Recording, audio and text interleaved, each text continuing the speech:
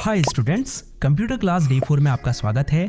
Computer training course की इस video class में हम आपको कंप्यूटर कीबोर्ड की कंप्लीट नॉलेज देंगे, जिसमें हम आपको कीबोर्ड की सभी कीज और उनका क्या यूज़ है या कीबोर्ड का यूज़ कैसे करते हैं, इसकी प्रैक्टिकल नॉलेज आपको इस वीडियो में देने वाले हैं। तो चलिए आपके कीमती समय को बचाते हुए सीधे सीखना शुरू करते हैं। तो चलिए अब मेन मुद्दे पर आते हैं। देखिए, जब आप MS Word, Excel, PowerPoint और इवन नोटपैड में भी अगर काम करते हैं तो आपको कीबोर्ड का अच्छे से यूज़ करना आना चाहिए। और जब तक आपको नहीं पता होगा कि कौन सी कीबोर्ड की किस लिए यूज़ होती है तो टाइपिंग के समय आपको घबराहट होना बिल्कुल लाजमी है। इसीलिए ये इम्पॉर्टेंट है कि आप पहले कीबोर्ड का यूज़ करना सीखें, क्योंकि आगे आने वाली क्लासेस में जब हम आपको फाइल्स या डॉक्यूमेंट क्रिएट, सेव और एडिट करना सिखाएंगे तो वहाँ पर आपको कीबोर्ड का ज़्यादा यूज़ करना पड़ेगा। तो इसीलिए इस वीडियो को बिल्कुल स्किप मत कीजिए और अंत तक ध्यान से देखिए।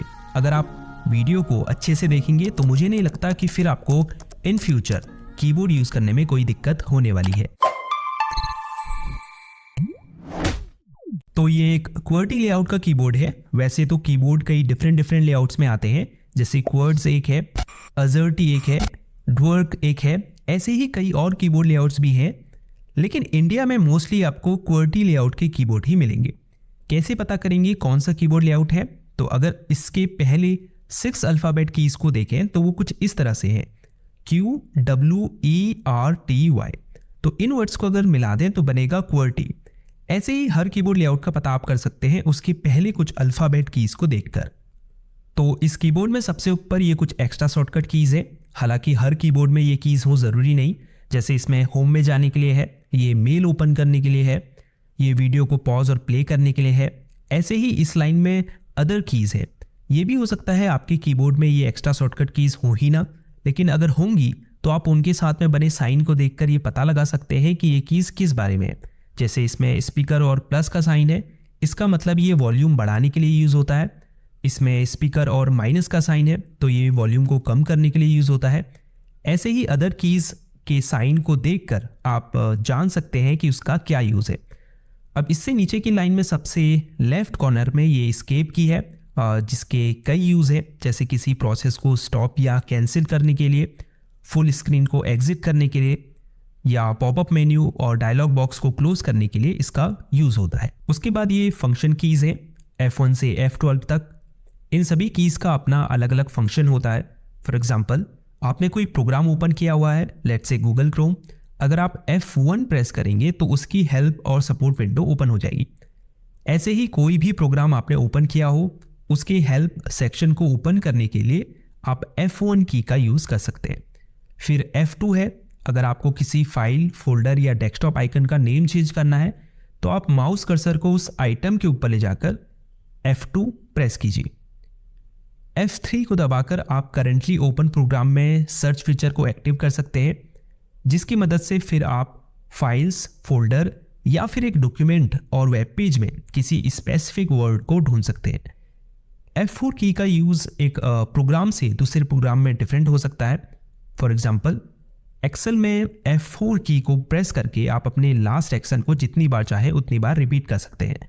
इसके अलावा इसका उपयोग दूसरी कीज़ के साथ में भी किया जा सकता है, जैसे Alt + F4 को दबाकर आप करंटली ओपन विंडो को क्लोज कर सकते हैं। फिर है F5, जिसका यूज़ भी अलग अलग प्रोग्राम में डिफरेंट हो सकता है। फॉर एग्जाम्पल, किसी ब्राउज़र में एक वेब पेज को रीलोड या रिफ्रेश करने के लिए आप F5 की प्रेस कर सकते हैं। ऐसे ही MS वर्ड में इससे find and replace window open कर सकते हैं। कहने का मतलब है जिस भी प्रोग्राम को आपने ओपन किया होगा उसके हिसाब से इसका फंक्शन चेंज हो सकता है। फिर है F6, अगर आपने कोई इंटरनेट ब्राउज़र ओपन किया होगा, जैसे ही आप F6 प्रेस करेंगे तो एड्रेस बार में जो भी URL होगा वो सेलेक्ट हो जाएगा, जिसे फिर आप कॉपी कट कर सकते हैं या एड्रेस बार में कुछ और टाइप करके सर्च भी कर सकते हैं। फिर है F7 की, अगर आपने MS Word, Excel, PowerPoint इन प्रोग्राम को ओपन किया होगा तो F7 की प्रेस करके आप स्पेलिंग और ग्रामर चेक करने वाले डायलॉग बॉक्स को ओपन कर सकते हैं। फिर है F8, अगर आपका कंप्यूटर टर्न ऑन हो रहा है और उस समय अगर आप F8 की को बार बार दबाते हैं तो आप बूट मेन्यू को इससे ओपन कर सकते हैं। F9 का यूज़ बेसिकली आउटलुक में ईमेल को सेंड करने के लिए किया जाता है। फिर है F10, इस की का अलग अलग प्रोग्राम में डिफरेंट फंक्शन हो सकता है। फॉर एग्जांपल, अगर किसी ब्राउज़र को आपने ओपन किया है और आप F10 की प्रेस करते हैं तो उसका जो 3 डॉट आइकन होता है, जिसे मेन्यू बार भी कहते हैं, वो सेलेक्ट हो जाता है। फिर आप एंटर दबाकर उसे ओपन कर सकते हैं। अगर F11 को आप प्रेस करते हैं तो आप ब्राउज़र में फुल स्क्रीन को एक्टिव कर सकते हैं। वापस F11 प्रेस करके फुल स्क्रीन को एग्जिट भी कर सकते हैं। अब लास्ट फंक्शन की F12 है। अगर आपने MS ऑफिस का कोई एप्लीकेशन ओपन किया होगा तो आप जैसे ही F12 की प्रेस करेंगे, इससे save as dialog box open होगा, जिससे आप अपने डॉक्यूमेंट को कंप्यूटर में सेव कर पाएंगे। तो ये थी F1 से F12 तक की फंक्शन कीज़। अब इसी लाइन में सबसे राइट कॉर्नर पर 2 कीज़ और हैं। पहली में लिखा है PRT/SCR SYSRQ। ये प्रिंट स्क्रीन की है, जिसे अगर आप प्रेस करेंगे तो आपकी पूरी स्क्रीन क्लिपबोर्ड में कैप्चर हो जाएगी, फिर जिसे आप पेंट सॉफ्टवेयर में जाकर पेस्ट कर सकते हैं। अगर आप अपनी पूरी स्क्रीन का स्क्रीनशॉट लेना चाहते हैं तो आप प्रिंट स्क्रीन की का यूज़ कर सकते हैं। हो सकता है दूसरे कीबोर्ड में PRTSC या फिर PRTSCN ही लिखा हो, लेकिन आपको ये देखना है कि अगर शुरुआत में PRT लिखा है तो वो प्रिंट स्क्रीन की ही है। लास्ट में स्क्रॉल लॉक की है। जैसे ही आप इसे प्रेस करेंगे आप देख सकते हैं स्क्रॉल इंडिकेटर ऑन हो चुका है। इसका मतलब ये है कि अब स्क्रॉल लॉक इनेबल है। अगर आपने MS एक्सेल ओपन किया है और आप स्क्रॉल लॉक को इनेबल करते हैं तो इससे क्या होगा, स्प्रेडशीट में जो भी सेल सेलेक्ट होगी वो लॉक हो जाएगी, और जब आप अप डाउन और लेफ्ट राइट एरो की दबाएंगे तो आप दूसरी सेल्स में मूव करने के बजाय स्प्रेडशीट में up down left right scroll करेंगे। अब जिन भी कीज़ में सिंबल्स बने हैं ये सभी, उसके बाद ये अल्फ़ाबेट्स वाली कीज़, उसके बाद ये न्यूमेरिकल कीज़, फिर यहाँ भी जो सिंबल्स हैं, ऑल्दो न्यूमेरिकल कीज़ यहाँ भी हैं। तो ये जो सब कीज़ हैं, सिंबल्स, अल्फ़ाबेट्स और नंबर्स वाली, इन्हें हम टाइपिंग कीज़ कहते हैं, क्योंकि ये टाइपिंग में यूज़ की जाती है। अभी आगे बताऊँगा कैसे इनको यूज़ करना है। उसके बाद आ जाते हैं बैक स्पेस की पर। ये जो लेफ़्ट एरो है ये बैक स्पेस की का सिंबल है। जब आप इसे प्रेस करेंगे तो जिस भी वर्ड के आगे आपने माउस कर्सर को रखा होगा उसका एक कैरेक्टर डिलीट हो जाएगा।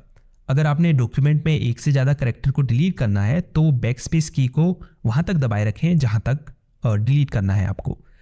इसके नीचे एंटर की है। अगर आप किसी डॉक्यूमेंट में हैं या टेक्स्ट एडिटर में हैं तो एंटर की दबाकर आप पैराग्राफ की नेक्स्ट लाइन में मूव कर सकते हैं। इसके अलावा ओके बटन के रूप में भी आप इसका यूज़ कर सकते हैं। उसके अलावा ये शिफ्ट, कंट्रोल, ऑल्ट इस तरफ भी है, कंट्रोल शिफ्ट ऑल्ट, इन्हें मॉडिफायर कीज़ कहा जाता है। ये जो कीज़ है ये हमेशा दूसरी कीज़ के साथ में इस्तेमाल की जाती है, जिन्हें हम शॉर्टकट कीज़ भी कहते हैं। अगर आपको इन सिंबल्स को अपने डॉक्यूमेंट में ऐड करना है जिनमें नंबर्स लिखे हैं, कुछ कीज़ में 2-2 सिंबल्स हैं, अगर आप इन कीज़ को प्रेस करेंगे तो पहला सिंबल तो टाइप हो जाएगा, लेकिन जो इसमें दूसरा सिंबल बना है वो टाइप नहीं होगा। तो इन्हें टाइप करने के लिए फिर आप इन्हें शिफ्ट के साथ दबाएंगे। ऐसे ही अगर ऑल्ट की और F4 की को साथ में दबाएं तो आप करेंटली ओपन विंडो को क्लोज कर पाएंगे। तो ये जो 3 कीज़ हैं, ऑल्ट, कंट्रोल और शिफ्ट, ये हमेशा दूसरी कीज़ के साथ में कॉम्बिनेशन के रूप में यूज़ की जाती हैं। अब ये जो की है जिसमें छोटा सा माउस कर्सर बना हुआ है, इसे आप राइट क्लिक की जगह यूज़ कर सकते हैं। जैसे जब आप राइट क्लिक करते हैं किसी फाइल, फोल्डर, प्रोग्राम या लिंक के ऊपर तो एक पॉपअप मेन्यू ओपन होता है, वैसे ही जब आप इसे प्रेस करेंगे तो एक पॉपअप मेन्यू ओपन होगा। अब लेफ्ट कॉर्नर में कुछ इंपॉर्टेंट कीज़ हैं, जैसे कैप्स लॉक। अगर आप किसी अक्षर या शब्द को कैपिटल लेटर में टाइप करना चाहते हैं तो कैप्स लॉक को प्रेस कीजिए। यहाँ ऊपर अगर आपको कैप्स इंडिकेटर ऑन दिखे, इसका मतलब कैप्स लॉक इनेबल है। कैप्स लॉक की के ठीक ऊपर टैब की है, जिसके कई सारे इस्तेमाल होते हैं। जो कॉमन यूज़ है वो ये है कि जब हम वर्ड में या नोटपैड में होते हैं और स्पेस की प्रेस करते हैं तो माउस कर्सर एक कैरेक्टर आगे मूव होता है, जबकि टैब की को दबाकर आप इसे 4-5 कैरेक्टर आगे मूव कर सकते हैं। अब इस तरफ आ जाते हैं, ये है इंसर्ट की। अगर आप किसी वर्ड प्रोसेसिंग सॉफ्टवेयर में, फॉर एग्जांपल MS वर्ड में या वर्ड पैड में, माउस कर्सर को किसी वर्ड के ठीक पहले रखें और फिर इंसर्ट की दबाएं और कुछ टाइप करें तो होगा ये कि जैसे ही आप कैरेक्टर टाइप करना शुरू करेंगे ये पहले लिखे वर्ड को डिलीट कर देगा और इसे नए टाइप किए गए वर्ड में बदल देगा, जिसे हम ओवरराइट करना भी कहते हैं। इसके नीचे होम बटन है। अगर आपने माउस कर्सर को किसी पैराग्राफ लाइन के बीच में या लास्ट में या स्टार्टिंग में छोड़कर कहीं भी रखा है, अगर आप होम की दबाएंगे तो कर्सर लाइन की शुरुआत में आ जाएगा। इसके अलावा अगर आप किसी वेब पेज के एंड में होंगे तो आप होम की दबाकर वेब पेज में टॉप पर आ जाएंगे। फिर ये डिलीट की है जिससे आप सिलेक्टेड फाइल या फोल्डर को डिलीट कर सकते हैं या किसी सिलेक्टेड टेक्स्ट या पैराग्राफ को भी डिलीट कर सकते हैं। इसके अलावा अगर आप किसी वर्ड के पहले कर्सर को रखकर डिलीट की दबाएंगे तो वह वर्ड डिलीट हो जाएगा। फिर ये एंड की है जिसे दबाकर आप किसी पैराग्राफ लाइन के एंड में कर्सर को ला पाएंगे। इसके अलावा एक वेब पेज के बॉटम में मूव करने के लिए भी आप एंड की का यूज़ कर सकते हैं। ये पेज अप और पेज डाउन की है जिसे दबाकर आप एक डॉक्यूमेंट या वेब पेज में ऊपर नीचे स्क्रॉल कर सकते हैं। ये नेविगेशन कीज़ हैं, अप डाउन राइट और लेफ्ट। इससे आप पैराग्राफ में ऊपर नीचे दाएं बाएं मूव कर सकते हैं। इसके बाद इधर भी डिलीट और एंटर की है। फिर ये न्यूमेरिकल कीज़ है और फिर ये नंबर लॉक की है।